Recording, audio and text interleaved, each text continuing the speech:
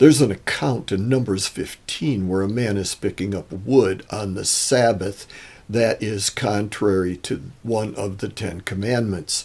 And he's brought before the Israeli leaders, and they ask God what they should do, and God says, stone him, and they do. A lot of people on here think that's pretty harsh, and yeah, it is pretty harsh. The conclusion many get is that God is arbitrary and evil. Let me give you another perspective, and I have 2 points to make. Abraham and Sarah had one son, Isaac. Isaac had 2 sons, Jacob and Esau. God chose Jacob to make a nation to reveal himself to the rest of the world. Jacob and his family ended up in Egypt, where they grew to be a nation. God brought them out of Egypt and showed to them who he was through the plagues, through all the miracles, leading with a cloud by day, a fire by night, this going behind them when they were stopped at the Red Sea to block the Egyptian army. Then the Red Sea parts. They go across on dry land. The Egyptian army is drowned. They wander in the wilderness. God feeds them with manna. All of this they see as evidence that God is real. And then God gives his commandments to them. The commandments are not just rules that God sat down and said, well, let's see, what should we make them follow?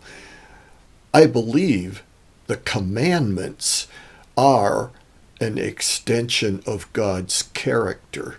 Through the law, God is revealing himself to the nation he chose. God reveals himself to Israel, then Israel becomes the revelation of God to the other nations. That's how God works. That's how Jesus worked. He picked a handful of men, 2 handfuls of men, if you have 6 fingers on each hand, and he taught them intensely so they got it right, and then sent them out to multiply his word. Anyway, back to Israel. So here's this man who knows the law, who knows God's character, who knows God is real, and he goes out and defies the law. And while all Israel is watching, what is God going to do about it? And while all the nations around are watching, what is God going to do about it? Is he serious or isn't he? Is he real or isn't he?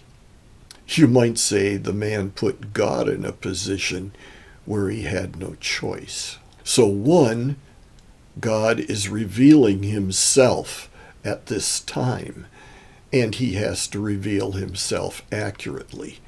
The other one is just the defiance. Consider a family of 4 at the dinner table, and a little girl picks up her glass of milk and dumps it on the table. The mother says, "Why did you do that?"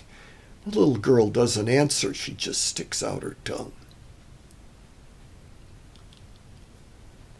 And the punishment that that little girl might get is for what? For dumping the milk or for the defiance?